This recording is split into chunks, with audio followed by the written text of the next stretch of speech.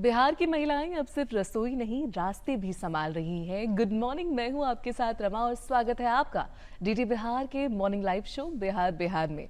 आज का एपिसोड बेहद ही खास है। आज हमारे साथ जुड़ने वाली हैं दो काफी गौरवशाली, प्रतिभाशाली और जी हाँ, प्रेरणादायक महिलाएं।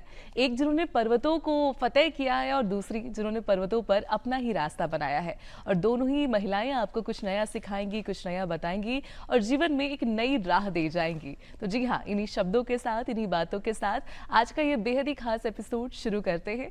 दो काफी खास गेस्ट हमारे साथ जुड़ने वाले हैं, बट इन सभी बातों से पहले चलिए सुनते हैं आज का अनमोल वचन। ये बात काफी खास है और बिल्कुल जैसा हम हमेशा कहते हैं, कभी कभी कुछ कुछ बातों में जिंदगी की बात बन जाती है और आपको एक नई बात सिखाती है। इन्हीं शब्दों के साथ पेश है आपके समक्ष आज का अनमोल वचन।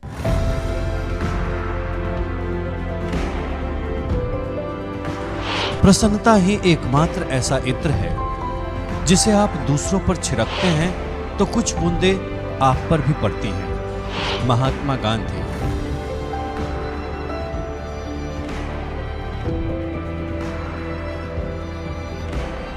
हाँ, जहाँ चाहा है वहाँ राह है। इन्हीं शब्दों के साथ चलिए मिलवाते हैं आपको आज की हमारी खास और बेहद प्रेरणादायक मेहमान से। हमारे साथ हैं नमिता कुमारी जी। नमिता कुमारी जी, स्वागत है आपका। जी नमस्ते। कैसी हैं आप? मैं बहुत बढ़िया।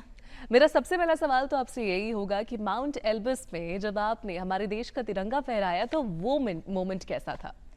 देखिए, वो मोमेंट सिर्फ मेरे लिए नहीं, मुझे लग रहा था उस समय जब मैं यूरोप की सबसे ऊंची चोटी पे अपने देश का तिरंगा लहराते हुए देख रही थी, तो मैं अपने आप को बहुत गौरवान्वित महसूस कर रही थी। और ये सिर्फ मेरे लिए, मेरी सिर्फ अपनी अचीवमेंट नहीं है, ये मेरे क्षेत्र के लोग, भागलपुर, बिहार, मेरे बैंक, मतलब ये सबकी उपलब्धि है, मेरी फैमिली।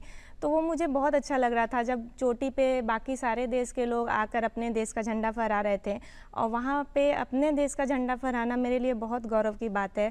और वो एक क्षण था जहाँ पे मतलब मेरे आंखों में आंसू भी थे और चेहरे पे खुशी भी थी अपने तिरंगे को लहराता हुआ देख करके।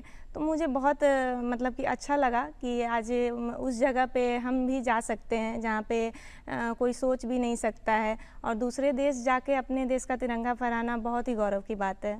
क्या बात है। तो जी हाँ, इन शब्दों से ये पता चलता है कि कभी कभी जिंदगी में कुछ मुकाम हम हासिल करते हैं जो पर्सनल नहीं होते हैं। कुछ जीत जो होती है वो सबकी जीत होती है, क्योंकि जी हाँ, अगर कोई महिला कुछ बड़ा करती है तो इससे काफ़ी सारी महिलाओं के लिए नए रास्ते खुल जाते हैं, नई दिशाएं खुल जाती हैं।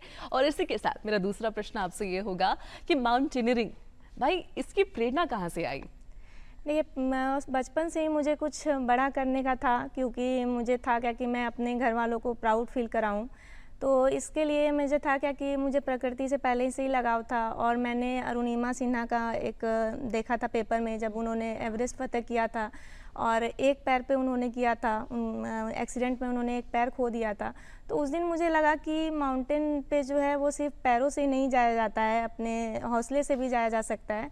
तो उस दिन मैंने सोचा क्या कि मैं इस फील्ड में जाऊंगी। और इसमें उसी दौरान मेरे मतलब कि जब मैंने अपनी पढ़ाई कंप्लीट की और मैं जॉब में आई, तो मेरे एक फ्रेंड ने बताया कि जब तुम्हें शौक़ है ऐसा, मतलब तो तुम HMI जाओ, तुम वहाँ ट्रेनिंग लो, क्योंकि आप किसी चीज़ पे तभी जाते हो जब आप उसके बारे में सीख जाते हो। ऐसे ही हम कहीं उठ के नहीं जा सकते। तो मैंने फिर वहाँ HMI में फॉर्म मेरे फ्रेंड ने ही भरा, वही सब कुछ उसने किया, मैं सिर्फ गई। और वो मेरे लाइफ का जो है वो सबसे बड़ा टर्निंग पॉइंट बना। मैं उसके बाद ही अपने माउंटेनियरिंग की हर बेसिक चीज़ को समझ पाई हूँ। इसलिए वही रीज़न है कि मैं आज जो है वो अच्छे से सब कुछ कर पाती हूँ। तो ये जो रुचि थी, क्या बचपन में कहीं कोई रुचि या फिर कभी किसी को आपने देखा हो?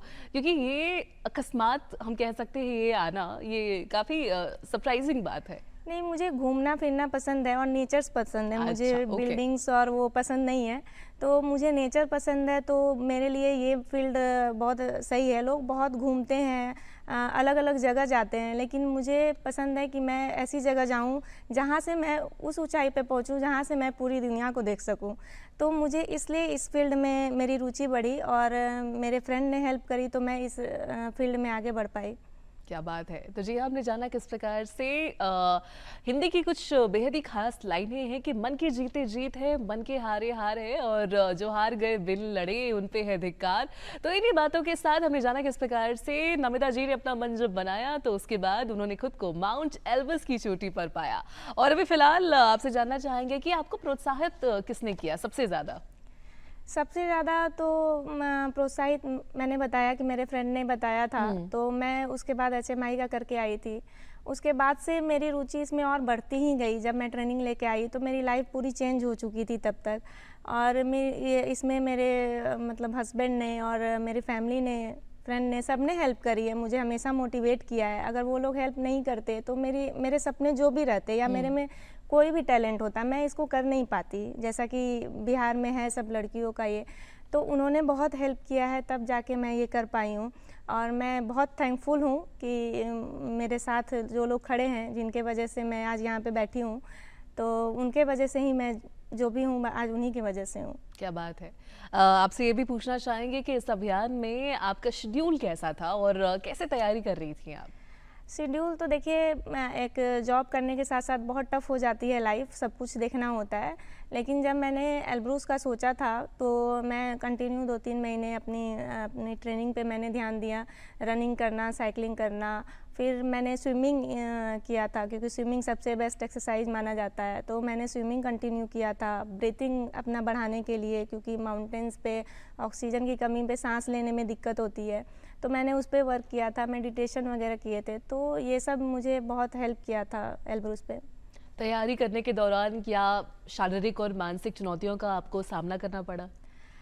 तैयारी करने के दौरान तो नहीं, बट मैं जब एल्ब्रूस पे गई तो वहाँ पे मुझे प्रॉब्लम हुए। हम लोग जब नीचे पहुँचे थे तो सडनली चेंज होता है वेदर, तो वेदर बॉडी एडजस्ट करने में टाइम लगता है। तो फिर मुझे नीचे ही 2 दिन फीवर हो गया था, मैं जब बेस कैंप पहुँची भी नहीं थी, मैंने फिर दवा खाया था। उसके बाद फिर जब मैं बेस कैंप पहुंची और हमें एक्चुअली 15 अगस्त को सबमिट करना था, लेकिन विंड इतनी ज़्यादा तेज़ थी, ठंड इतनी ज़्यादा थी कि हमारे गाइड ने मना कर दिया कि नहीं 15 अगस्त को नहीं हो पाएगा, हम नेक्स्ट डे चलेंगे। और फिर मतलब 15 अगस्त की रात को, और 15 अगस्त की सुबह को ही एक जो प्रॉब्लम होता है हमारे साथ लड़कियों के साथ, मुझे मतलब पीरियड्स आ गए। और उसी दिन सुबह में मेरे बैक में मतलब मैं जैसे उठ के बैठी, मेरे बैक में बहुत ज़्यादा पेन वो हो गया। तो मेरे गाइड ने उसी दिन वो समझ गया कि ये नहीं कर पाएगी, ये नहीं जा पाएगी। तो वो मेरे लिए बहुत ज़्यादा चैलेंजिंग बना, क्योंकि आप एक खुद चलना वो एक टफ़ है और उसमें आप ये 2-2 प्रॉब्लम के साथ कर रहे होते हो, तो वो मुझे बहुत ज़्यादा तकलीफ़ दे रहा था। और मानसिक की बात करूँ तो मानसिक जब हम वहाँ जाते हैं तो सिर्फ हम अकेले नहीं जाते हैं, बहुत सारी चीज़ें हमारे साथ जाती हैं।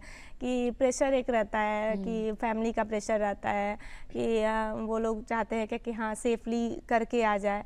फिर मेरे दिमाग में हमेशा ये चलता है कि अगर मैं फ़ेल हो गई या कुछ ऐसा वेदर ही ख़राब हो गया तो फिर मैं दोबारा नहीं जा पाऊँगी, लोगों को भरोसा मेरे पे नहीं रहेगा। इतने लोगों का उम्मीद लेकर मैं जाती हूँ अपने साथ, मेरे बैकपैक में सामान के साथ लोगों की बहुत सारी उम्मीदें रहती है मेरे से, तो वो सब कुछ लेकर चलना होता है। तो वो एक मेंटली रहता है जो मुझे और स्ट्रांग ही बनाता है। जब मैं कभी हारने लगती हूँ तो मुझे वो मोटिवेशन देता है बहुत।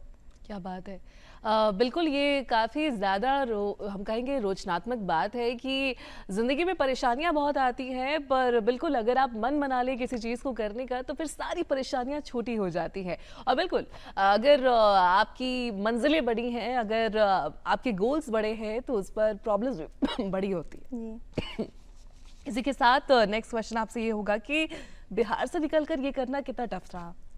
बहुत टफ है। एक तो बिहार और फिर मैं भागलपुर से आती हूँ, जहाँ पे लोगों को बिहार में बस रोटी कपड़ा मकान, इससे आगे नहीं सोच पाते हैं। बहुत सारे लोग अभी भी हैं, बहुत चेंजेस आई हैं यहाँ पर भी।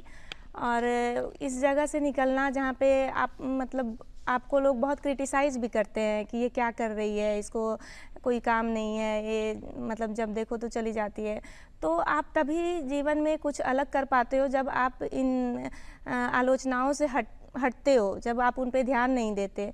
तो ऐसी जगह से निकलना मुझे लगता है कि अगर मौका मिले तो और भी मतलब लड़कियां जो है वो कर सकती हैं। ऐसा कुछ नहीं है, सब में टैलेंट है, बस वो रहता है कि वो लोग बाहर नहीं निकालती हैं। तो बिहार में भी बहुत लोग हैं टैलेंटेड जो आगे आके कुछ कर सकते हैं। आपने बताया कि आपके परिवार ने काफ़ी आपका समर्थन किया, तो इस बारे में भी जानना चाहेंगे। जी, मेरी फैमिली थोड़ा सा वो लोग फ़िक्र करते हैं मेरी, तो इसलिए बस वो माँ-बाप का जो टेंशन होता है वो, बाकी मैं 6 भाई-बहन हैं हम लोग और पूरी फैमिली मेरी सपोर्ट करती है। मैं जितने दिन वहाँ पे रहती हूँ, वो लोग का ध्यान लगा रहता है, प्रे करते हैं उनकी दुआओं की वजह से और मतलब कि मैं ये सब कर पाती हूँ क्योंकि फ़िज़िकली इतना प्रॉब्लम आता है ऊपर चल के कि आप मतलब कितना भी कुछ करो और अगर लोगों की दुआ ना रहे आपके साथ तो ये नहीं हो पाएगा। और वो सपोर्ट करते हैं तो मैं भी निश्चिंत होके जा पाती हूँ। और अभी रिसेंटली मेरी शादी हुई है तो मेरे हस्बैंड भी मेरा सपोर्ट करते हैं बहुत इन चीज़ों में, मतलब मेरे सपनों के साथ उन्होंने मुझे एक्सेप्ट किया है, तो ये चीज़ है कि मैं आगे बढ़ पाती हूँ। क्या बात है। तो जी हाँ, हमने जाना किस प्रकार से अगर परिवार साथ हो तो फिर मन को काफ़ी बल बनता है और कह सकते हैं एक अच्छा सपोर्ट मिलता है। इसी के साथ नेक्स्ट क्वेश्चन आपसे ये होगा कि अगर बात करें किसी भी यात्रा में तो धन की आवश्यकता बिल्कुल पड़ती है, तो धन और इन संसाधनों के बारे में कुछ बताएं कि क्या कुछ चुनौतियां फेस करनी पड़ी और किस प्रकार से आपने मैनेज किया। आप जॉब भी करती है, तो फिर ये सारी चीज़ें कैसे हुई? देखिए, एल्ब्रूस केस में सबसे ज़्यादा चुनौती मेरे लिए धन की ही थी। मैंने बहुत ट्राई किया, बहुत जगह मतलब कि लेटर भेजे अपने गवर्नमेंट को, बहुत सारे मिनिस्ट्री में, बहुत मतलब मैं जो कर सकती थी उसके लिए किया, लेकिन कहीं से कुछ रिस्पांस नहीं आया। तो मुझे लगा कि हो सकता है कि उन्हें मतलब मेरे पे भरोसा नहीं हो या फिर बिहार में माउंटेनियरिंग को उतना नहीं देखा जाता है कि आप कुछ ऐसा कर रहे हो। तो कहीं से कुछ नहीं आया था, तो मुझे लगा था कि मैं नहीं कर पाऊँगी, नहीं जा पाऊँगी। लेकिन फिर मैं जहाँ काम करती हूँ वहाँ ब्रांच के लोगों ने, मेरी मैम ने, मतलब मेरी फैमिली ने फिर इसमें सपोर्ट किया। फिर मैंने अपनी सारी सेविंग इसमें लगाई क्योंकि अब मैं सब कुछ कर चुकी थी, तो मैं पीछे नहीं हट सकती थी। लेकिन गवर्नमेंट ने या फिर किसी ने भी कोई हेल्प नहीं करी मेरी, तो मैं फिर इन सब के हेल्प से फिर आगे बढ़ी। ओके, आपसे ये भी जानना चाहेंगे अगर माउंटेनियरिंग के बारे में बात करें तो महिलाओं का कितना रुझान होता है और महिलाएं कितना रुचि लेती हैं इसमें? देखिए, माउंटेनियरिंग में तो रुझान बहुत कम है महिलाओं का, बट मेरा ये कहना है महिलाओं के लिए स्पेशली कि अगर ऐसा नहीं है ज़रूरी कि आप माउंटेनियरिंग में ही अच्छा करो, आपकी जिस क्षेत्र में रुचि है आप उसमें आगे आओ, लेकिन बस आगे आओ। लेकिन वो लोग क्या करते हैं कि उनको या तो पता ही नहीं होता है कि उनकी रुचि किस में है, और जिनको पता होता है वो अपने जिम्मेदारियों के अंदर जो है अपने सपनों को दबा देती हैं। तो मेरा बस यही है कि आप 24 घंटे में 1 घंटे तो अपने लिए निकाल ही सकती हैं, और अगर मान लीजिए आप कहीं जाती हैं या कुछ करती हैं तो आपकी फैमिली भी आपको सपोर्ट करेगी। तो पहले आपको खुद के लिए खड़ा होना पड़ेगा, तभी आपके लिए कोई खड़ा होगा। और बिल्कुल हम ये चीज़ देखते हैं कि महिलाएं कभी-कभी दूसरों में अपना जीवन खोज लेती हैं। जी हाँ। शायद पति का फेवरेट डिश इनका फेवरेट डिश बन जाता है, हाँ। अपना फेवरेट कलर भी ये भूल जाती हैं क्योंकि दूसरों में ये जीवन खोज लेती हैं। और ये बहुत ज़रूरी है जो आप जैसी महिलाओं से आज की महिलाएं सीख सकती हैं कि अपना जीवन होना भी कितना इम्पोर्टेंट है। ये काफ़ी प्रेरणादायक जी, है। मुझे लगता है कि आप खुद खुश रहेंगे तो ही आप दूसरे को खुश रखिएगा। अपने आप सपनों को मार के आप किसी को खुश नहीं रख सकते। जब आप चढ़ाई कर रही थी तब कोई ऐसा खास पल? खास पल एक आया था जहाँ पे मतलब स्टार्टिंग मतलब सूरज की किरणें निकल रही थी और मैं वहीं पे बैठ गई थी क्योंकि मैंने उससे पहले कभी इतना सुंदर नज़ारा नहीं देखा था, जहाँ पे मैंने अपने हर जगह एकदम रेड हुआ है और वहाँ से सूरज की किरण निकल रही है। तो मेरे लिए वो वहाँ पे मैं बैठ गई और मेरे गाइड ने मुझे बोला कि बस मतलब 15 मीटर बचा हुआ है। तो मुझे लगा चलो अब मैं जब इतना कर आई तो ये हो ही जाएगा। तो मैं किरण को वहाँ देख रही थी उगते हुए और ख़ुद को एल्ब्रूस पे जाते हुए देख रही थी। तो वो दोनों का जो टाइमिंग था वो मेरे लिए बहुत स्पेशल था और मेरे आँखों में आंसू थे बस उस समय कि मुझे लग रहा था कि मैं अब रो पड़ूँगी बहुत ज़्यादा। तो वो मुझे बहुत लग रहा था कि मैं कहाँ से कहाँ आई हूँ। जिस तरह आज सूरज निकल रहा है अंधेरों से बाहर, वैसे ही मैं अपने इतने ऐसे जगह से निकल के आज एल्ब्रूस पे आई हूँ। तो वो मेरे लिए बहुत स्पेशल पल था। क्या बात है। और बिल्कुल कितना मैजिकल मोमेंट होगा वो जब सूरज की किरणें भी हैं, अंधेरा साफ हो रहा है और साथ ही साथ जिंदगी में एक नई राह पे आप चल रहे हैं। इसी के साथ नेक्स्ट क्वेश्चन आपसे ये होगा कि भागलपुर के बारे में बात करें, आप भागलपुर से हैं जी, और जी। बिहार की युवा पीढ़ी को अगर आप देखती हैं तो आप किस प्रकार से कनेक्ट करना चाहेंगे कि बहुत बार हम ये चीज़ देखते हैं कि बिहार के बारे में बात करें तो पटना में काफ़ी सारे युवाएं हैं जो काफ़ी प्रतिभाशाली है, पर अगर बात करें भागलपुर की, सहरसा की, मुजफ्फरपुर की, ये जो छोटी छोटी जगह हैं, तो यहाँ पर से क्या यूथ निकल कर आते हैं, क्या कोई समस्या फेस करनी पड़ती है और कितना रुझान लेते हैं दूसरे फील्ड्स में लाइक माउंटेनियरिंग, स्पोर्ट्स, इन चीज़ों के बारे में बात करें? बहुत कम है रुझान। भागलपुर तो ऐसा जगह है जहाँ पे लोग, मैंने जैसा पहले बताया कि बस वो रोटी कपड़ा मकान उनका वो उसमें ही फोकस रहता है, ये सपने क्या होते हैं या बच्चों में स्किल क्या है इस पे ध्यान नहीं देते। तो मेरा बस यही रिक्वेस्ट है वो सारे गार्जियन से भी कि वो अपने बच्चों के प्रतिभा को पहचाने। और ऐसा नहीं है कि आप छोटी जगह से हो तो आप उसको नहीं कर सकते हो। आजकल बहुत सारे चीज़ हैं जहाँ से कि आप अपने थोड़ा सा सपोर्ट कर दो तो आपके बच्चे बहुत आगे जाएंगे।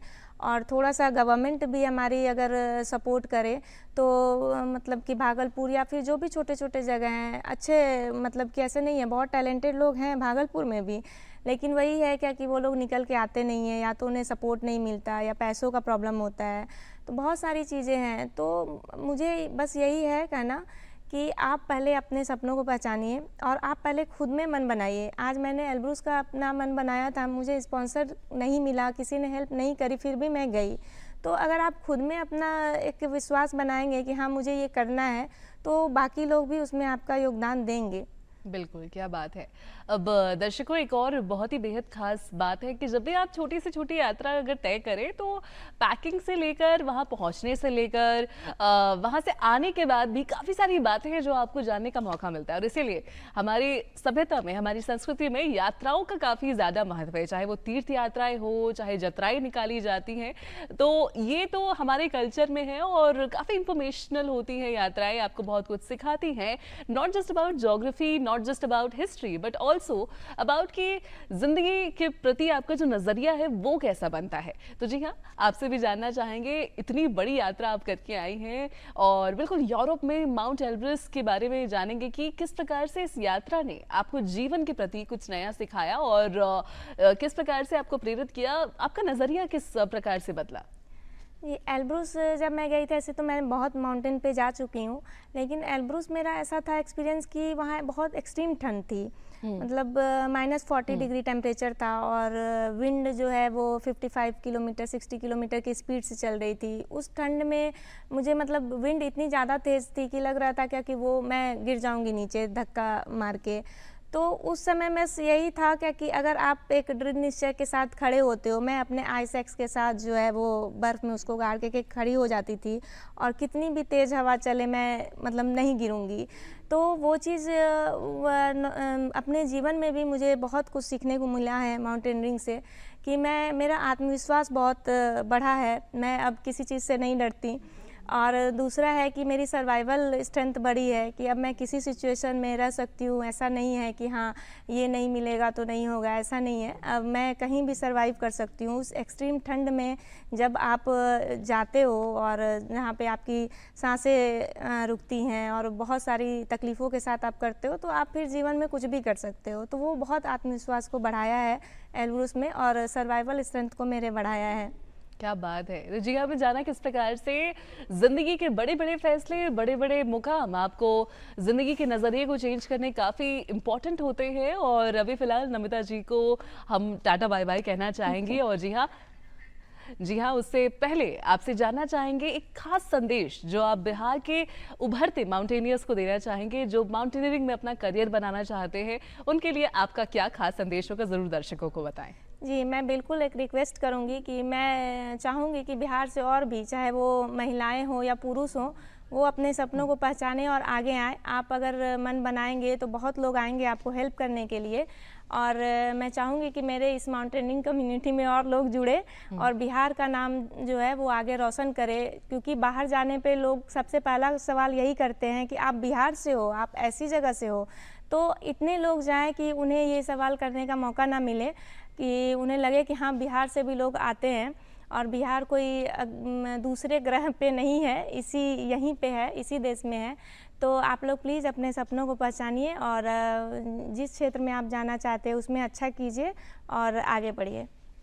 धन्यवाद। क्या बात है। तो जी हाँ, बिहार में बहार है और अभी फिलहाल हमारी जो पहली गेस्ट है नमिता कुमारी जी, इनको हम धन्यवाद कहना चाहेंगे। Thank you so much Namita ji, इतनी सारी बातें बताने के लिए और काफ़ी रोचक बातें मुझे भी जानने का मौका मिला कि किस प्रकार से महिलाएं और माउंटेनियरिंग दोनों ही मर्ज शब्द से होता है, एम से होता है और ये चीज़ें साथ हो सकती हैं।